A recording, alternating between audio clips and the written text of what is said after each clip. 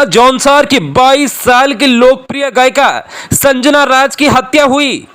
खिड़की की ग्रिल पर फंदे में देहरादून के नेहरू कॉलोनी में गायिका का शव मिलने से हड़कंप।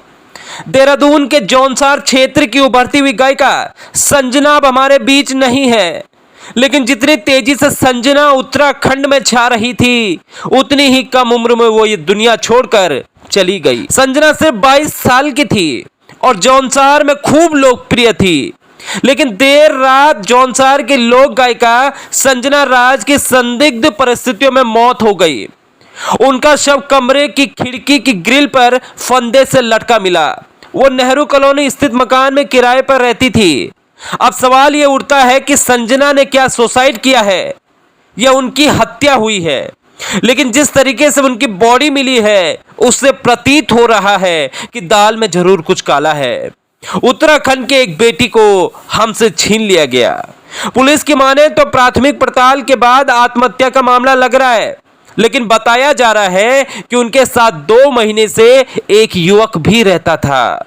दोनों लिव इन में रहते थे या सिर्फ दोस्त थे, इस बात की भी जांच चल रही है। पुलिस की माने तो जिस युवक के साथ वो रहती थी वो यहाँ एक ऐप के ऑफिस में काम करता था। उससे फिलहाल पुलिस पूछताछ कर रही है। बताया जा रहा है कि दोनों ने सगाई भी कर ली थी, हालांकि अभी तक इस बात की पुष्टि नहीं हो सकी है। संजना राज जौनसार भाबर की उभरती हुई लोक गायिका थी।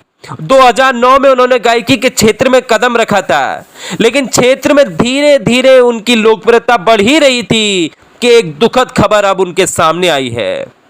जौनसार की बेटी की मौत की खबर सुनकर पूरा जौनसार दुखी है।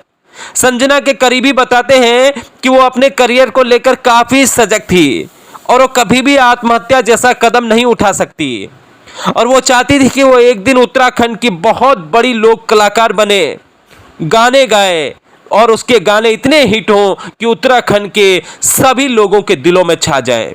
लेकिन वो ऐसा करती उससे पहले ही संजना की मौत हो गई। बहरहाल पुलिस ने अब जांच शुरू कर दी है, लेकिन उत्तराखंड की एक बेटी अब हमारे बीच नहीं है जो आगे चलकर खूब सफल होने वाली थी। संजना की मौत मर्डर है या फिर आत्महत्या, ये तो कुछ दिनों बाद पता चल ही जाएगा।